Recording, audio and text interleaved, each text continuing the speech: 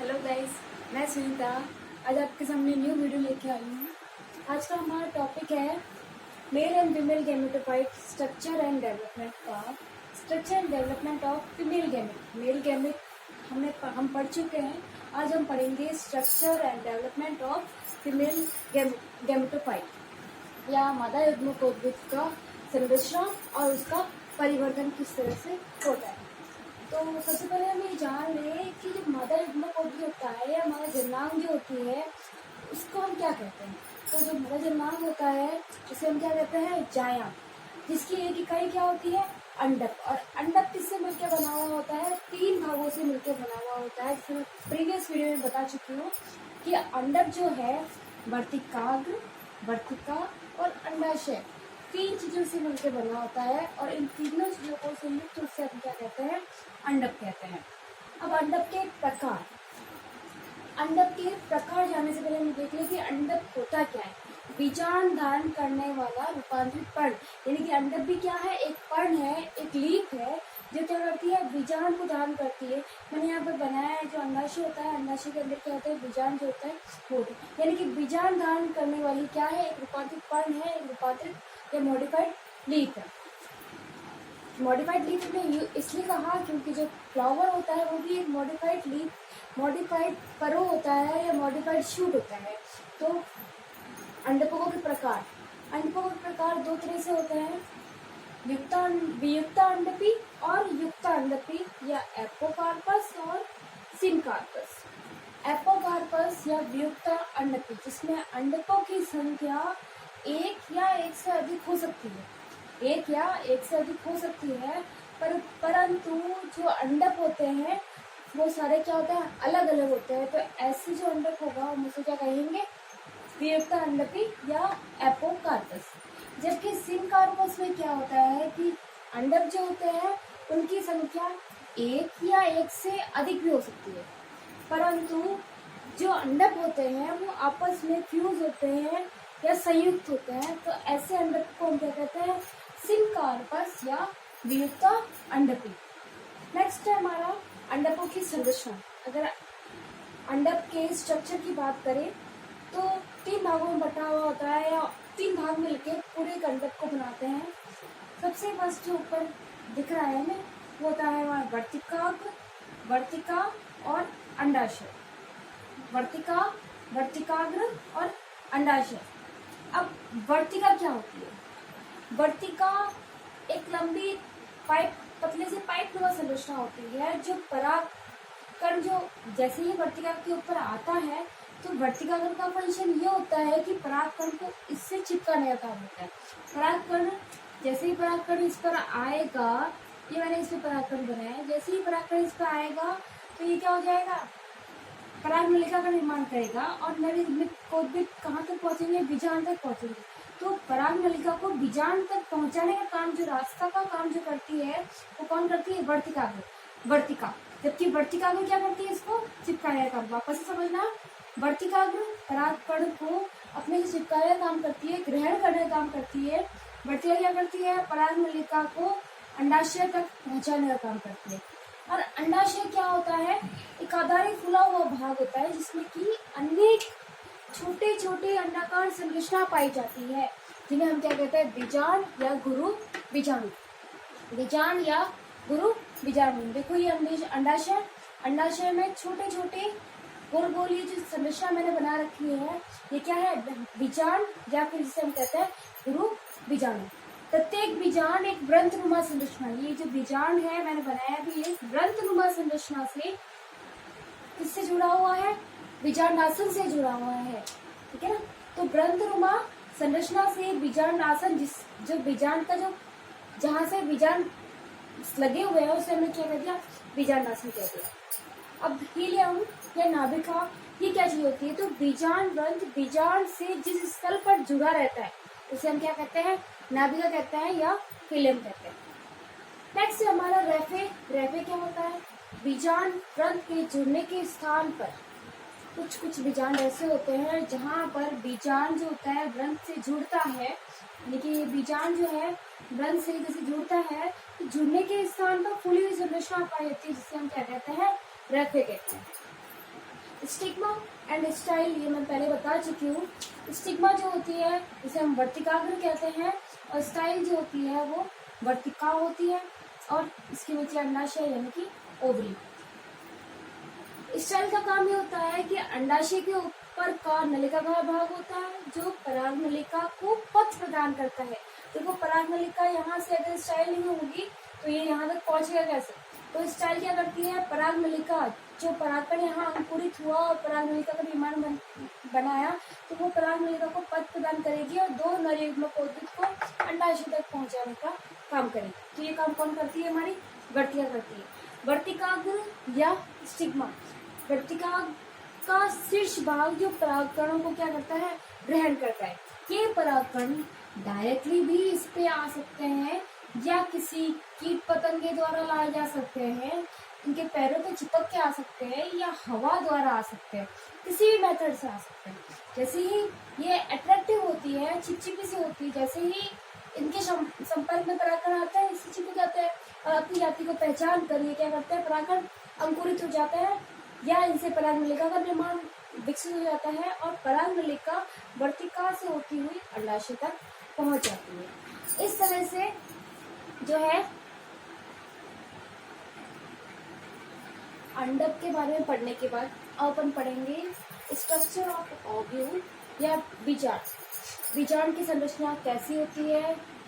तो मैंने पहले ही बताया कि बीजांड जो होता है वो बीजांड ग्रंथ के द्वारा अंडाशय से जुड़ा हुआ होता है और जहाँ पे बीजांड और बीजांड ग्रंथ आपस में जुड़े हुए होते हैं, ये जहाँ जुड़े हुए होते हैं उसे हम क्या कहते हैं? नाभिका या हिलन।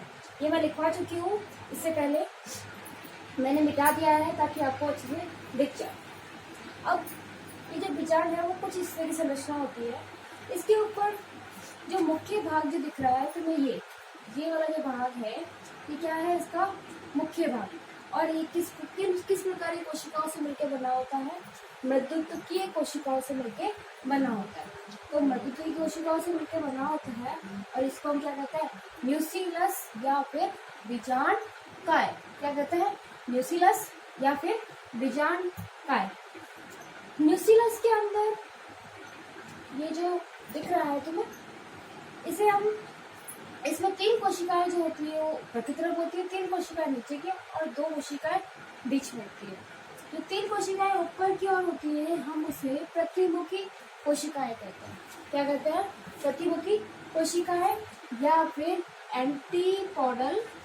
Antipodal cells. जबकि नीचे की ओर ये देखो बाहर की ओर तुम्हें जो 2 दिख रहे हैं ये उंगली समान उभार जो है इसे हम क्या कहते हैं? अध्यावरण। ये अध्यावरण निभाग की ओर से विकसित होते हैं, जहां से विकसित होते हैं उस भाग को हम क्या कहते हैं? निभाग या फिर कैलेजा। क्या कहते हैं? निभाग या फिर कैलेजा। तो यहाँ से अध्यावरण की उत्पत्ति होती है। तो अध्यावरण जो होते हैं अधिकतर कितने होते हैं? 2 होते हैं। बाह्य अध्यावरण जो बाहर की ओर पाया जाता है, अंतर अध्यावरण जो अंदर की ओर पाया जाता है। दोनों क्या है? अध्यावरण है। या फिर इंग्लिश में बोले तो इनर इंटीग्यूमेंट और आउटर इंटीग्यूमेंट। जो अध्यावरण है हम उन्हें क्या कहते हैं? Inner integument and outer integument. तो ये तो हो गए 2 अध्यावरण। कुछ पौधे ऐसे भी होते हैं जिसमें अध्यावरण जो होते हैं नहीं पाए जाते तो उनको क्या बोलेंगे हम? इंटीग्यूमेंट। कुछ ऐसे पौधे होते हैं जिनमें 2 अध्यावरण पाए जाते हैं तो हम उनको क्या बोलेंगे? बाई इंटीग्यूमेंट, यानी कि द्विअध्यावरण जो है वो पाया जाता है। कुछ ऐसे पौधे भी होते हैं जिनमें केवल एक इंटीग्यूमेंट या एक अध्यावरण पाया जाता है तो जिसे हम क्या बोलेंगे? यूनि इंटीग्यूमेंट, यानी कि एक अध्यावरण जो है वो पाया जाता है। वापस से देखना, अध्यावरण किसी में अगर नहीं पाया जाता है तो अइंटीग्यूमेंट या अध्यावरण, इसमें 2 पाए जाते हैं। मैंने डायग्राम में बनाया है 1 और 2। तो 2 पाए जाते हैं, हम उनको क्या बोलते हैं? द्विअध्यावरणी पौधा या बाय इंटीग्यूमेंट। अगर एक पाया जाता है तो यूनि इंटीग्यूमेंट या फिर एक अध्यावरणी पादप। इस तरह से अध्यावरण के आधार पर भी बीजांड को जो है बांटा गया है 3 भागों में। अब जो ये अध्यावरण है दोनों ओर पाया जाता है, जो बीजांड काय जो होती है उसके दोनों तरफ पाया जाता है, उसको घेरे हुए होते हैं, जहाँ पे कुछ थोड़ी सी जगह ऐसी होती है जहाँ पे ये अध्यावरण जो होते हैं वो अनुपस्थित होते हैं। तो अनुपस्थित होते हैं और एक खुली संरचना या एक द्वार का निर्माण करते हैं, इसे क्या बोलते हैं, बीजांड द्वार या फिर माइक्रोपाइल। यही से जो परागनलिका जो आती है वो इससे फ्यूज होती है, यानी कि यहीं से परागनलिका बीजांड काय में प्रवेश करती है, अंड कोशिका से जो नर युग्मक उद्भिद है वो संलयन करते हैं। नेक्स्ट है प्रतिमुखी कोशिका हो गया, अध्यावरण हो गया, बीजांड द्वार हो गया, जिसे हम माइक्रोपाइल भी कहते हैं। अब माइक्रोपाइल की और 3 कोशिकाएं जो होती है वो व्यवस्थित होती है। 3 कोशिकाओं में से जो 2 कोशिकाएं जो होती है उसको हम क्या कहते हैं, सहायक कोशिका या सिनर्गिड सेल। सहायक कोशिका या सिनर्गिड्स। सिनर्गिड और सहायक इसलिए बोला, ये इस चीज में सहायता करती है, बीच में इसकी क्या है, अंड कोशिका। तो जो परागनलिका जो आएगी इसमें जो नर युग्मक है ये अंड कोशिका से ही संलयन करे। ऐसा ये सहायक कोशिका इनके अंदर ऐसे फिलिफॉर्म एपेटस यानी कि उंगली समान उभार होती, जैसे उंगली होती है और संरचनाएं पाई जाती है दोनों। ये हमारी एक्स सेल हो गई, तो ये एक्स सेल को दोनों और ये सिनर्गिड सेल, तो सिनर्गिड सेल्स के अंदर उंगली समान उभार पाया जाता है। ये इस तरह व्यवस्थित होती है कि जो परागनलिका जो आती है उसमें नर युग्मक उद्भिद है वो किसे संलयन करे, केवल अंड कोशिका से या केवल एक्स सेल से ही संलयन करे। अब एक्स सेल जो होती है वो इन दोनों के बीच में व्यवस्थित होती है। अब है हमारा जो बीच में तुम्हें 2 डबल न्यूक्लियस सेल जो दिख रही है जिसे हम क्या कहते हैं, द्वितीयक केंद्र। द्वितीयक केंद्र हम इसलिए कहते हैं क्योंकि इससे पहले एक सेल यहाँ थी, एक सेल यहाँ थी, दोनों में से एक सेल घूमती हुई बीच में आ गई और दोनों फ्यूज हो गई, दोनों की जो सेल मेम्ब्रेन थी वो फ्यूज हो गई, पर न्यूक्लियस अभी भी 2 है, इसलिए हमने इसे द्वितीयक केंद्र कहा। क्योंकि जो केंद्र होता है वो कैसा होता है, द्विगुणित होता है, क्योंकि सिंगल सेल तो सिंगल है पर न्यूक्लियस या केंद्र को की संख्या यहाँ पे 2 है, क्योंकि 2 कोशिकाएं आपस में फ्यूज हुई है और द्वितीयक केंद्र का निर्माण क्या है, यही आगे चलकर जैसे नर युग्मक उद्भिद से संलयन करती है, फ्यूज होकर भ्रूणकोश का निर्माण करती है। तो इस तरह से बीजांड की संरचना जो है कंप्लीट हुई। अब हम जो बीजांड की जो व्यवस्था है अलग अलग पौधे में अलग अलग होती है। तो नेक्स्ट जो टॉपिक है हम बीजांड के प्रकार की जो बात करेंगे।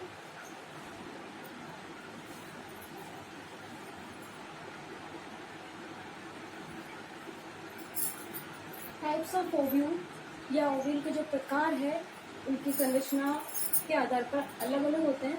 जैसे हमने इनके पार्ट्स पढ़े थे कि ये जो होता है ये निभाग होता है, ये बीजांड काय होता है, ये इसके लिए जो सारी बीजांड से जो भी कोशिकाएं होती है वो होती है, ये इनके अध्यावरण है, 2 अध्यावरण जो है वो पाया जाता है, और ये इनका क्या है, माइक्रोपाइल है या बीजांड द्वार है। तो इनकी स्थिति के आधार पर बीजांड की संरचना है वो निम्न 6 भागों में बांटी गई है। तो 6 प्रकार की होती है, ये अलग अलग फैमिलीज में अलग अलग टाइप के जो ओव्यूल की संरचना होती है वो पाई जाती है। तो सबसे पहला टाइप है अपना रिजु या ऑर्थोट्रोपस ओव्यूल या रिजु बीजांड। रिजु में क्या होता है, ये निभाग है, ये बीजांड ग्रंथ, निभाग, बीजांड ग्रंथ, बीजांड काय और बीजांड द्वार, तीनों एक ही तल में सीधी रेखा में अगर पाए जाते हैं तो ऐसी बीजांड की जो व्यवस्था होती है उसे हम क्या बोलते हैं, ऑर्थोट्रोपस या रिजु बीजांड। ऐसा जो बीजांड है वो अधिकतर जिम्नोस्पर्मी फैमिली जो है उनमें पाया जाता है। नेक्स्ट टाइप है हमारा प्रतीक बीजांड या एनाट्रोपस। एनाट्रोपस जो है उसमें जो बीजांड ग्रंथ है, ये हमारा बीजांड ग्रंथ, ये बीजांड द्वार, जो बीजांड है बीजांड ग्रंथ और बीजांड काय, ये ऐसे 180 डिग्री घूम जाते हैं। जो प्रत्येक बीजांड है वो सीधा न होकर 180 डिग्री ऐसे घूम कर और बना लेता है, जिससे कि ये अध्यावरण जो है वो बीजांड ग्रंथ के नजदीक आ जाए। ऐसी संरचना होती है अधिकतर आवर्त बीजी पादप महत्वपूर्ण पाई जाती है और लगभग 80% बीज पादप जो होते हैं उनमें यही संरचना यानी कि प्रति बीजांड ही देखने को मिलते हैं। नेक्स्ट टाइप है हमारा वक्र बीजांड। वक्र बीजांड जो है, बीजांड में निभाग एक सीधी रेखा में नहीं होता, निभाग एक सीधी रेखा में नहीं होता और बीजांड में वक्रता के कारण निभाग बीजांड ग्रंथ के समकोण पर स्थित होता है। यानी कि देखो, ये बीजांड ग्रंथ हो गया, ये निभाग हो गया, तो निभाग जो है वो समकोण पर स्थित है, यानी कि 90 डिग्री का एंगल बनाते हुए है ना। तो निभाग बीजांड ग्रंथ के समकोण पर स्थित होता है। बीजांड द्वार, इसी कारण जो है बीजांड द्वार, ये बीजांड द्वार और ये हमारा बीजांड काय जो है वो घोड़े की वक्रता के कारण, जो घोड़े की नाल समान, घोड़े की नाल कभी आपने देखी होगी तो कुछ इस तरह से दर्शा होती, तो वक्रता आ जाने के कारण जो बीजांड काय है और जो बीजांड की मुख्य काय जो है, जो बीच से कोशिका है, वो कुछ घोड़े की नाल के नुमा संरचना में बदल जाती है। इसीलिए हम ऐसे बीजांड को क्या बोलते हैं, वक्र बीजांड या कैम्फाइलोट्रोपस। नेक्स्ट टाइप है हमारा अनुप्रस्थ बीजांड। ये बीजांड अनुप्रस्थ होते हैं। बीजांड का है बीजांड द्वार तथा निभाग बीजांड ग्रंथ के साथ समकोण पर स्थित होते हैं। बीजांड ग्रंथ के साथ समकोण पर स्थित है, यानी कि 90 डिग्री का एंगल बनाते हुए होते हैं। देखो, बीजांड द्वार, बीजांड काय और निभाग, ये हमारा बीजांड ग्रंथ, इसके क्या है, बीजांड द्वार, बीजांड काय ये आ गई और समकोण पर स्थित है और ये बीजांड ग्रंथ। तो इस तरह की जो संरचना है उसे हम क्या बोलते हैं, अनुप्रस्थ या एम्फीट्रोपस। अर्ध प्रतीप, प्रतीप का आधा प्रतीप, प्रतीप का आधा प्रतीप है।